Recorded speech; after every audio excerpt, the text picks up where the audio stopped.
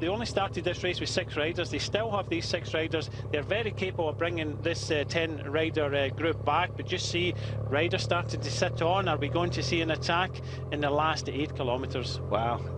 Touch and go, you might say. A rider Ejidal with his very loose chin strap.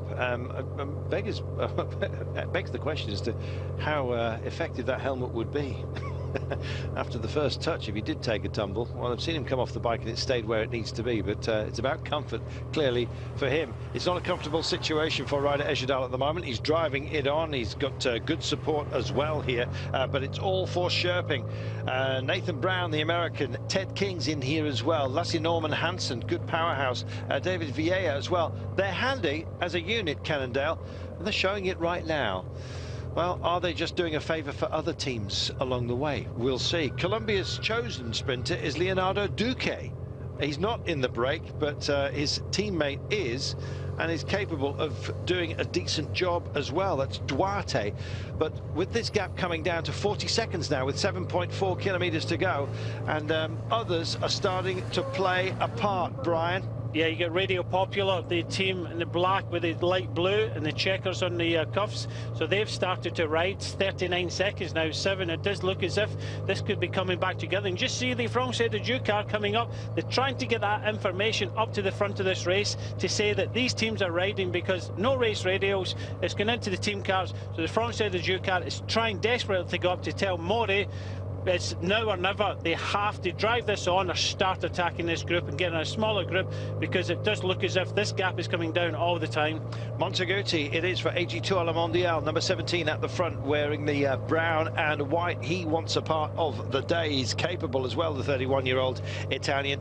Runner-up in the Camiori last year. He'd like a bit more success this time by. And they regroup, but with 36 seconds and 6.4 kilometres, unless somebody really does go on the attack, has what it takes. And Ardi's checking over his shoulder. The man in the green points leaders jersey looks very lively. Everybody else is monitoring him at the moment. It's clear that El Fares as well from Marseille 13 in the pale blue and white. And here come the Land Army. Nobody up there. They want to help out to at least give themselves a chance of featuring at the end of the day. 33 seconds, 6.1 kilometres to go. It's not over this. No, it's still touch and go all the way into the finish. It's how much resistance are the 10 riders going to put up? Are they going to combine together? Because Cannondale are starting to ride. The Radio Popular guys are trying to get involved. Auburn 93 have disappeared, and Tinkoff are not really worried about this. Movistar not really worried about that. They're just trying to keep Contador Quintana towards the front. Now that Cannondale have disappeared from the front, Radio Popular have got 1 rider. I think the pendulum will start swaying back to this 10-man group now. Over 93 with Trone. Will he pop up at the end? And suddenly the green jersey of Roman Ardi comes to the fore. Kaya Roral, who also picked it up earlier on. They were the first to inject the pace. It was Ricardo Vieira. And there it is. Oh, it's no gap at all. No gap at all. They're well within sight. And I think this breakaway either has to engage all of a sudden and go for this. It doesn't even look like 26 seconds to me as they come by this line of trees. Not quite an avenue. And they're still checking over their shoulders to see who's going to assist. And there are riders prepared to take it up and respond to any elbows that are flicked down here. Yeah, just seeing the left-hand side, the camouflage kit of the Army team trying to come up. But it's the team of Trone, Auburn 93, trying to ride this down. But Basso right behind, Movistar in there. They're not going to drive this along, coming down to 22 seconds. How much resistance has the 10 riders in front? Because this is looking very likely now that it could be a bunch finish. Well, their attack point, first of them, is as soon as they go out of view in a few moments' time, just a little turnaround. I think they've got a roundabout to hit in this little village. It's a left-right. That would be a great time to go for it, because it'll thin down this bunch who will be compressed. They're checking over their shoulders. Nobody really wants to pick it up just yet. Most focused, Francis de Jeux. Well, we'll see. Here we go, little sleeping policeman to introduce them to this tiny little shimmy. They'll be out of sight right now. There's the left and the right. It is a little roundabout, so Matt correct. And guess what? Colombia isn't. Duarte that picks up the pace at that point. He goes away. Anyone else going to follow him as they come into Montal? 4.2 kilometers, 14 seconds only, and he's decided at least to try and engage. He's not dragged anyone with him. He can't do that on his own, surely. Yeah, head down now for Duarte. Just looks behind. He has to go for it. It's only 13 seconds. Both Quintana and Contador's team at the front of the peloton, so the chase is off ever so slightly. As I said before, I'm not too sure that both of their teams will want to bring back these riders. They don't want to get into the melee and the dangerous conditions of a bunch finish, and now the attacks have started to happen in the front group, and it's Duarte going for it. Well, that's why his teammates were so concerned about any assistance being offered erroneously by camera bikes. They told the bikes off. They told them to get the hell out of there. They didn't want this break to be caught, and this is the reason writ large on your screen right now. It's Duarte. He's got some mountain legs on him as well. He's also pacey, and he picks it up on this little rise. 3.4 to go. 14 seconds is all he has. Have they timed it brilliantly, or have these guys in the break at least give it up? And I think it looks like they may well have done. The chase is going to catch them, and in fact they're just going to ride into shot right now. The pack, the camera's waiting for them on the helicopter, and waiting, and here they come. And it's a big colour option, as you can see. The Land Army are there. Europcar still believe that they've got the drive to make this. They're on the right-hand side of the road. They drift over to that point, and still Duarte holds it for now. Oh, it's late pushes going on. Marseille not part of proceedings right now, and in fact, I think this is just about done and dusted. Ardi doesn't look as though he wants this. The green jersey is there. They still rock and roll with it just a little bit. Monteguti kicks, but to no avail, and I think this is going to be our bunch sprint finish by the end today. It's still touch and go. Duarte going for it. He's got the Murias rider trying to come up to him. Biscara, the 25-year-old Spanish rider. It's Movistar just not driving it, just keeping Quintana out of trouble.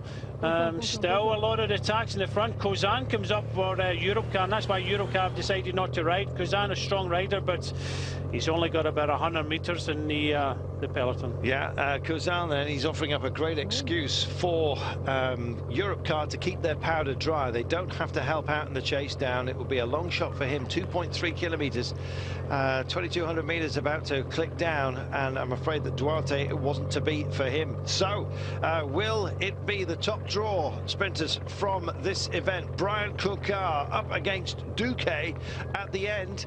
Well, Trone's decided that he may well have to engage by himself. He's used his teammates for Ober 93 in the blue, and he's very much up towards the fore right now. So Land Army it is that's driving on, and ominously for everybody, it is Europcar who are there, and they've got their chosen one, Brian Coquard, who's got an amazing turn of pace when he needs it, close at hand. Just Tulik just in front of him, and in fact it's Bernardo who's doing much of their pacing just now. Staying safe, of course, Movistar and Tinkoff Saxo with Contador in the orange jersey. He's not going to be up there and risk anything, and 1.5 kilometers to go, 1,500 meters. We're going to take a couple of turns. There is a big 90-degree left-hander followed by a right to the line. It comes out with what, about 628 kilometers to go from the line, and here come Colombia. This of course is for Duarte. They want to be in a decent position, and I'm not surprised. Yeah, a lot of teams pushing and shoving to get to the front. This is dangerous for the GC contenders. Michael Rogers looking after the orange jersey of Contador, but the Army team coming up the left-hand side. But just behind you can just see the dark green of the Europcar team as we enter the last kilometre. There we are, Flamme Rouge, not writ large, but a couple of inflatable pillars, it seems. Well, somebody's going to have to do a Samson today, I'm afraid, and push those apart and push their way through. And here they come. They're all suddenly engaged. Malzin is here as well for Francis Lejeune, making their way up. And here comes Trone. Ober not finished just yet. Europcar likewise, 600 meters to go. Oh, the favourite has to be Coquard. Is he going to be beaten today? Well, Trone will have an option at least on it. Likewise, Francis Lejeune, some elbows going on. Lots of shoulder work, I'm afraid. But right now, it looks like Coquard has got this one absolutely wrapped up. Little bit of a hamper for Duque, I'm afraid, on this turn.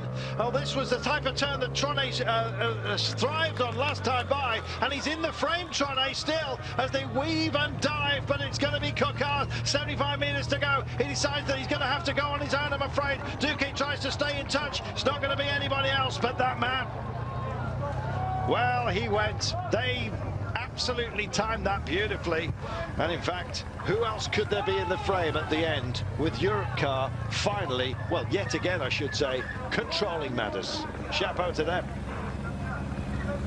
Yeah, another one for Coquard and Europcar. Left it late in the end, and courtesy of having a rider in the breakaway, didn't have to do any work whatsoever. It was brought as a bit of a present to Coquard. Okay, they had to come to the front just outside the last kilometre and deliver Coquard to the perfect place, but unlike stage one where they rode all day and got nothing, they did nothing today apart from getting a rider in a breakaway and delivered Coquard perfectly. Just see coming up to the final corner here, looks like Sands is up there for Movistar, Duque coming up the inside for Colombia. By this time, the Europcar still had a rider in front of him, but coming into this last curve, and it was all about this man Coquard. Just kicks from the front. You see the back wheel kind of bouncing around a little, just distancing everybody behind him. Looked as if Trone was coming up then there into fourth place. Good work. In fact, that squeeze at the end.